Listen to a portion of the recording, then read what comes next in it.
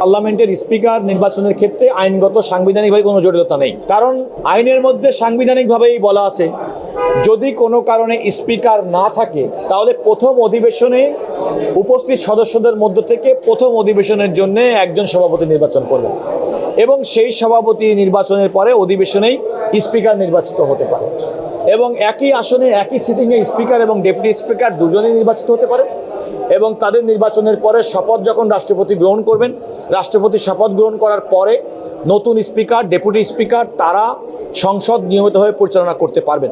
এক্ষেত্রে আমাদের সাংবিধানিক বিন্দুমাত্র কোনো গ্যাপ নেই।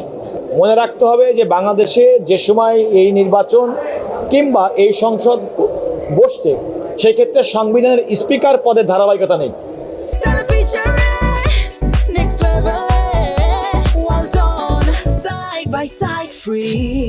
এই ধারাবাহিকতা না থাকলেও অন্য অনেক ক্ষেত্রে আইনি এবং সাংবিধানিক জটিলতা থাকতেও এই ক্ষেত্রে কিন্তু জটিলতা নেই।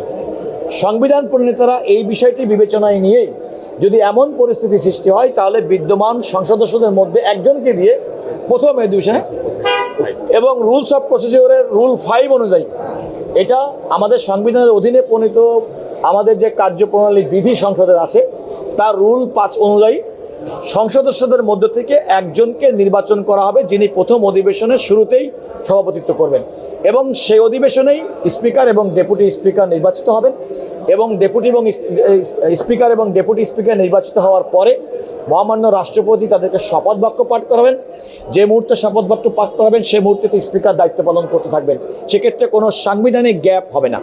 এখানে আমাদের এই বিষয়টি বিবেচনায় নেওয়ার জন্য আমাদের সংবিধান এবং সংবিধানের সঙ্গে পাশাপাশি আমাদের রুলস অফ প্রসিডিওর তার রুল 5 এটা বিবেচনায় নিলে কোনো সাংবিধানিক আইনি কোনো বাধা এক্ষেত্রে নেই।